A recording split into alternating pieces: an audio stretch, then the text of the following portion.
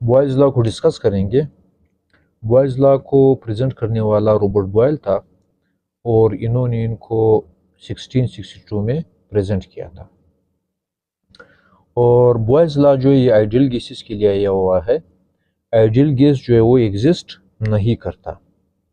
तो ये ला ये कह रहा है the volume of fixed amount of gas is inversely proportional to applied pressure at constant temperature.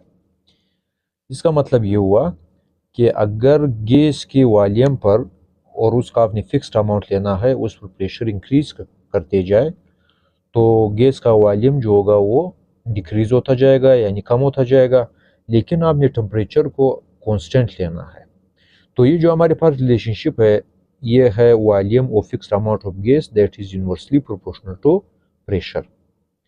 हमारे ये जो बटा लिखा हुआ है, बटे के नीचे यहाँ पर प्रेशर है, ये शो कर रहा है कि इस वॉल्यूम और इस प्रेशर के दरमियान जो ताल्लुक होगा वो इन्वर्स होगा यानी उलट होगा।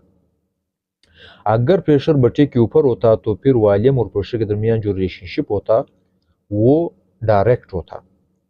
अब ये जो निशान हमें नज़र आ रहा है इसको प्रोपोर्शनलिटी कहा जाता है और इस केस में ये इनवर्स प्रोपोर्शनलिटी को शो कर रहा है, क्योंकि इस केस में ये जो दो वेरिएबल्स है, दीज आर वेरिएबल्स। वेरिएबलों को कहा जाता है जो चेंजेबल हो, जो चेंज हो सकते हो। ये दो वेरिएबल जो है इसमें एक बट्टे के नीचे है, एक बट्टे के ऊपर है। तो वॉल्यूम बट्टे के ऊपर है, प्रेशर बट्टे के नीचे है, तो इनके दरमियान जो रिलेशनशिप होगा वो भी इनवर्स होगा। और इस निशान को हम कहेंगे प्रोपोर्शनलिटी का साइन, या आप इनको कांस्टेंट भी कह सकते हैं। हम यूँ कह सकते हैं कि v इज इक्वल टू, अब इस निशान को हमने कांस्टेंट में चेंज करना है, v is equal to k और फिर 1/p आपने इसी तरह लिखना है। यहाँ पर v फिर volume of fixed amount of gas को शो कर रहा है और k कांस्टेंट होगा, एंड यहाँ पर वॉल्यूम फिर उसी तरह p के नीचे है। तो सिर्फ हम चेंज और कुछ नहीं किया, इक्वल का निशान लगाया and this sign is change into k। और आपने एट कांस्टेंट टेम्परेचर नीचे भी उसी तरह लिखना है। अब P को अगर उस तरफ ले जाया जाए तो ये PV हो जाएगा, और यानी यहाँ पर जो P है वो डिवाइड हो रहा है, 1/P है तो वहाँ पर जाकर ये मल्टीप्लाई हो जाएगा V के साथ, वॉल्यूम ऑफ गैस के साथ। तो आप ये कह सकते हैं कि the product of pressure and volume is constant, और फिर आपने बच्चे में उसी तरह फिर लिखना है एट कांस्टेंट टेम्परेचर, यानी यहाँ पर आपने फिर वही जो ऊपर में लिखा हुआ है इसको फिर आपने उसी तरह रिपीट करना है। अब इस बॉयल्स लॉ का ये सेकेंड डिफिनेशन हुआ।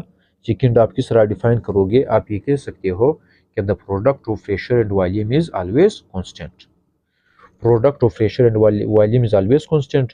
तो इसका मतलब ये हुआ कि अगर प्रेशर P1 हो तो वॉल्यूम V1 गुना कम होगा, यानी प्रेशर को अगर P1 गुना इंक्रीज किया जाए या P1 टाइम्स इंक्रीज किया जाए तो वॉल्यूम V1 टाइम डिक्रीज हो जाएगा, और अगर प्रेशर को P2 टाइम इंक्रीज किया जाए तो वॉल्यूम V2 टाइम डिक्रीज हो जाएगा। मीन्स कि ये जितना प्रेशर को इंक्रीज करते जाएंगे वॉल्यूम उतना डिक्रीज होता जाएगा, and this is always equal to constant. ये कांस्टेंट के इक्वल होगा। कांस्टेंट का मतलब ये है कि ये जो रिलेशनशिप है ये हमेशा इसी तरह रहेगा। अब इसके बाद अगर आप ग्राफिकली इसको प्रूव करना चाहते हो तो यहाँ पर हमने ग्राफ बनाया हुआ है, और ये जो लाइन है ये वाई एक्सिस को शो कर रहा है, and this line shows X axis. Y axis पर हमने volume of fixed amount of gas को लिया हुआ है, और ये जो आपको एरो का निशान यहाँ से ऊपर नज़र आ रहा है, इट मीन्स कि यहाँ से जो वॉल्यूम ऑफ गैस होगा वो इंक्रीज होगा, और प्रेशर को हमने एक्स एक्सिस पर लिया हुआ है। ये फिर आपको एरो का साइन नज़र आ रहा है।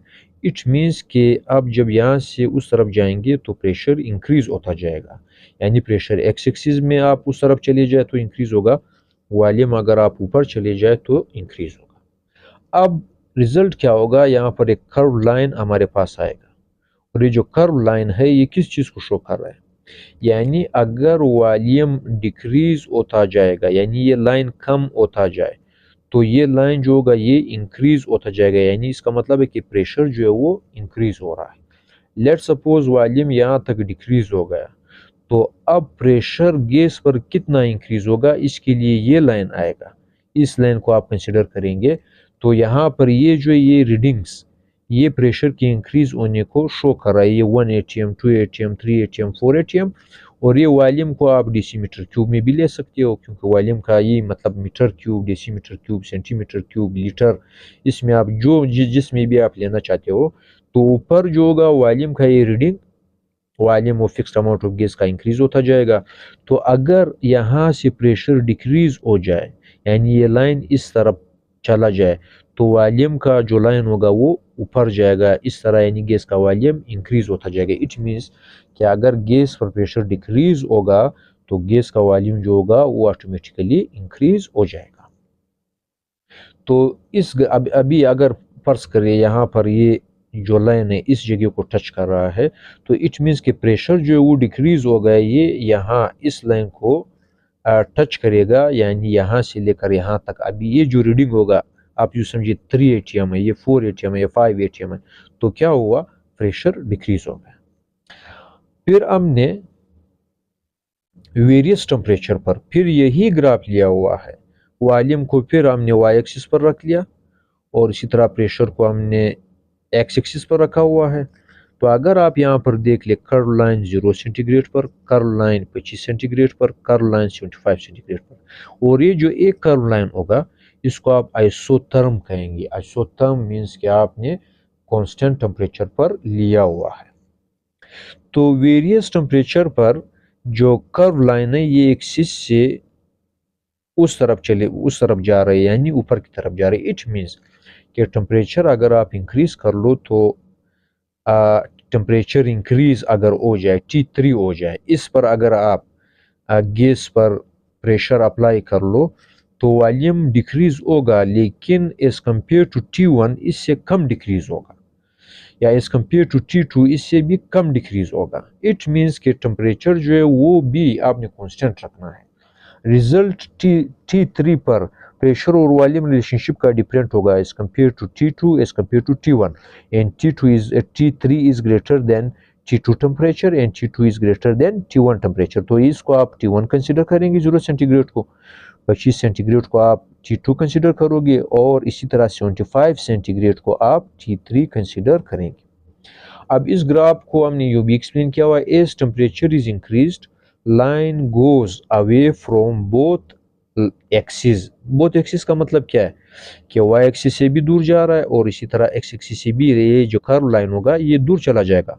because at higher temperature the volume of gas increases, क्योंकि ज़्यादा टेम्परेचर पर गैस का जो वॉल्यूम होगा वो इंक्रीज होता जाएगा। तो अभी जो रिजल्ट आएगा प्रेशर, अगर आप ज़्यादा टेम्परेचर पर गैस पर अप्लाई करोगे तो गैस ज़्यादा डिफ्रेस नहीं होगा, इसका वॉल्यूम ज़्यादा कम नहीं होगा।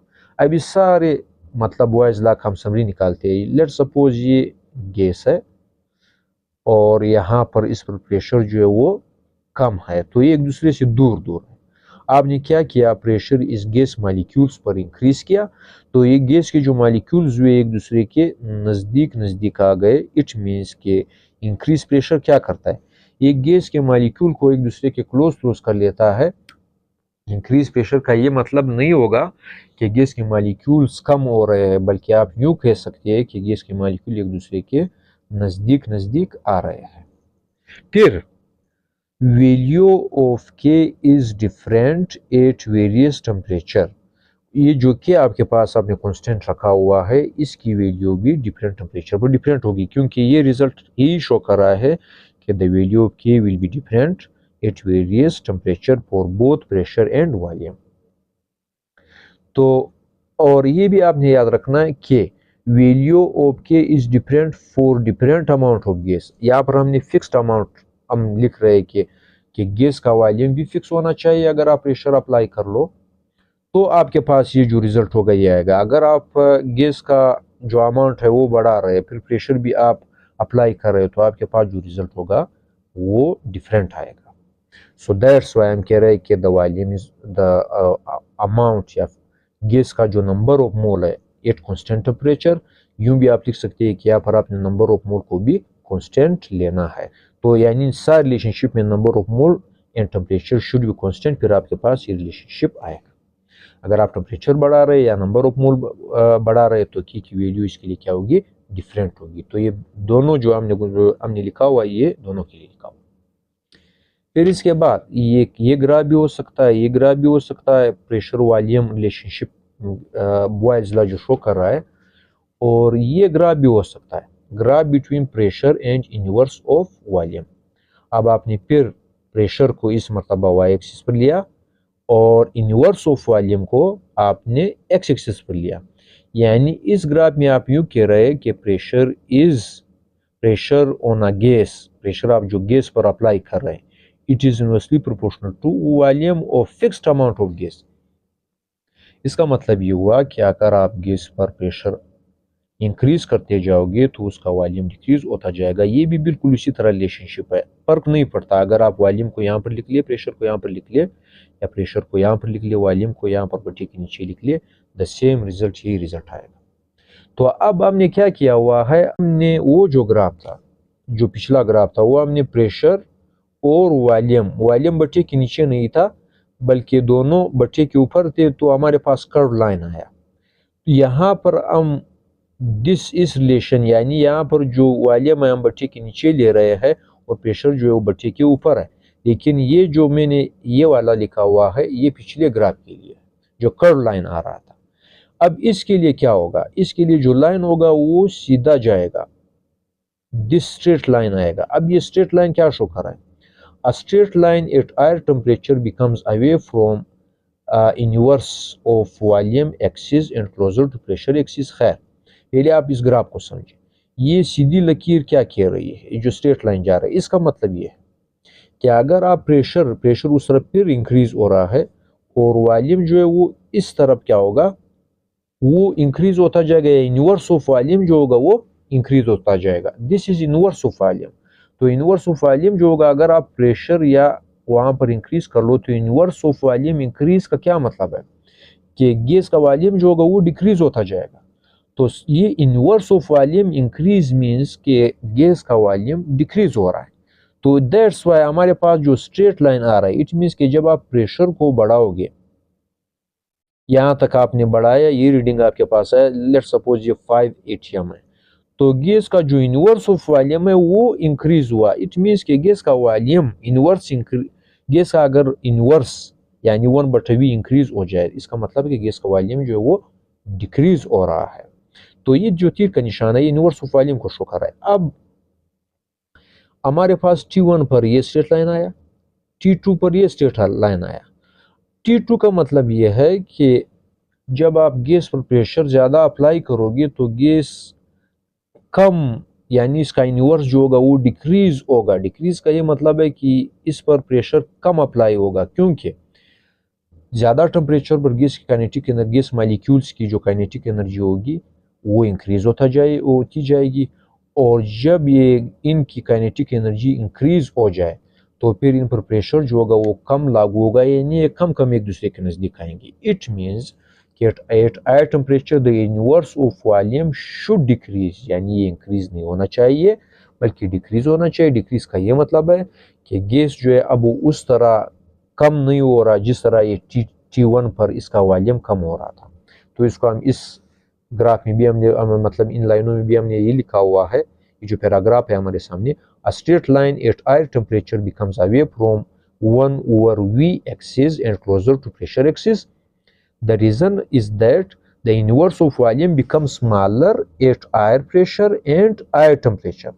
तो यानी इनवर्स ऑफ वॉल्यूम, फिर हमने कहा कि गैस का वॉल्यूम उतना कम नहीं होगा जितना T1 पर हो रहा था, T2 पर उतना कम नहीं होगा, और T3 का फिर लाइन इस तरफ आएगा। इसका मतलब है T3 पर इसका जो इनवर्स होगा और कम हो जाएगा, यानी ये जो प्रेशर आप ज्यादा लागू कर रहे हो ये एक दूसरे के कम क्लोज आती जाएंगी। क्यों? क्योंकि गैस की काइनेटिक एनर्जी जो है वो ज्यादा हो गई है, अब वो नजदीक नहीं आ रहा है, उनमें एनर्जी मौजूद है। थर्ड ग्राफ हमने लिया हुआ है, हमने यहाँ पर लिखा हुआ है PV is equal to constant. यहाँ से अगर आप तीर को निशान को देख लो ये ऊपर जा रहा है, इट मीन्स के प्रेशर और वॉल्यूम का जो प्रोडक्ट है वो अगर ऊपर ये लाइन जा रहा हो जो आपने वाई एक्सिस पर लिया हुआ है PV is equal to K, इसका मतलब है कि ये वैल्यू इंक्रीज हो रही है, और आपने प्रेशर को एक्स एक्सिस पर लिया हुआ है, और ये जो एरो का निशान है, इट मीन्स कि प्रेशर जो है एटमॉस्फेरिक प्रेशर का हो, प्रेशर ऑन गैस का हो, ये क्या हो रहा है, ये इंक्रीज हो रहा है। तो यहाँ से 1 atm 2 atm 3 atm 4 atm 5 atm, यहाँ पर वैल्यू जो होगी वो P1 V1 होगी इज इक्वल टू के, यहाँ पर P2 V2 होगी, यहाँ पर P2 V3 is equal to K etc। अब यहाँ पर हमारे पास स्ट्रेट लाइन आ रहा है, दिस इज स्ट्रेट लाइन। ये स्ट्रेट लाइन क्या शो कर रहा है, क्या अगर आप प्रेशर इंक्रीज करते जाओ, यहाँ पर इंक्रीज करते जाओ, तो PV का जो ये लाइन होगा ये भी सीधा इसी के साथ जाएगा। इट मीन्स कि चूंकि ये कंस्टेंट है, कंस्टेंट वैल्यू है, इट मीन्स कि प्रेशर आपने इंक्रीज किया तो वॉल्यूम भी उसी तरह डिक्रीज होता जाएगा, और प्रेशर वॉल्यूम का जो रिलेशनशिप होगा वो कंस्टेंट आएगा हमारे पास। तो यहाँ पर हमने फिर एक्सप्लेन किया हुआ है, the product of PV remains constant with changing pressure, temperature and number of mole are constant. आपने इन सब में, यहाँ पर तो हम लोगों ने वेरिएबल ग्राफ जो शो किया हुआ है, यहाँ पर टेम्परेचर इंक्रीज हो रहा है लेकिन नंबर ऑफ मोल जो है वो कांस्टेंट है। इस ग्राफ में नंबर ऑफ मोल भी कांस्टेंट है और टेम्परेचर भी कांस्टेंट है। यहाँ पर हमने नंबर ऑफ मोल को कांस्टेंट लिया हुआ है, यहाँ पर टेम्परेचर जो वेरिएबल यहाँ पर शो हो रहा है। तो यहाँ पर हमने क्या किया हुआ है, टेम्परेचर को भी कांस्टेंट लिया, नंबर ऑफ मोल को भी कांस्टेंट लिया, तो स्ट्रेट लाइन शो हुआ जो प्रेशर एक्सिस के साथ जा रहा है। इट मीन्स कि अगर आप प्रेशर इंक्रीज करते जाओगे तो गैस का जो वॉल्यूम होगा वो डिक्रीज होता जाएगा। तो जिस तरह में लिखा हुआ है कि the product of pressure and volume is always constant, तो the product of PV remains constant with changing pressure, temperature and number of mole are constant, so straight line parallel to pressure axis shows that by increasing pressure volume decreases in such a way that product PV remains constant, यानी volume इस तरह decrease होगा। इस straight line ये show कर रहा है कि PV का जो रिलेशनशिप होगा वो कांस्टेंट रहेगा विद इंक्रीज प्रेशर। इसके साथ हमारा लेक्चर खत्म हुआ। अल्लाह हाफिज।